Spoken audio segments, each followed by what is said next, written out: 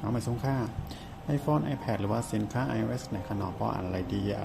เคิร์ฟมันข้างนะคะชาติของเขาหรือว่าเปิดพิกจังในขนมที่มันหรือเลออย่างจะในขนม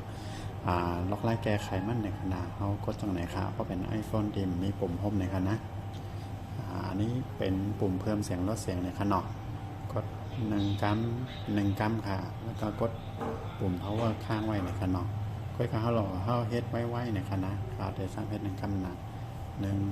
2 3ในขนมเอาขาแล้วก็เขาเด็กไว้ในคณะป้ายให้เครื่องมันรับกล้วยนะคะอ๋อค่ะตอนรับก็ปล่อยมือในขนมแล้วเครื่องจะเปิดขึ้นมานะครับกำลังป้อมเขากว่าหาที่ร้านซ่อมหรือว่าช่างอาจจะได้ประเด็นว่าเครื่องเป็นนู่นเป็นนี่เนี่ยเขาได้ย้อนเงินเท่าในขนมอันนี้พอเป็นอย่างมากเนี่ยเขาจ้ำแก้ไขหรือว่าแก้ลิตัวจังไหนในขนมเพราะจังไหน iPad ก็มันเหมือนกันครับแต่มีปุ่มเพิ่มเสียงลดเสียงในขนมกด1 2 3ในขนมป้องคืนอันนี้มาก็ให้เขากดค้างไว้ก่อนในขณะเอาขาพอเครื่องรับออกเลยปล่อยมือค่ะอ๋อค่ะยังก็ปล่อยจังไหนขนม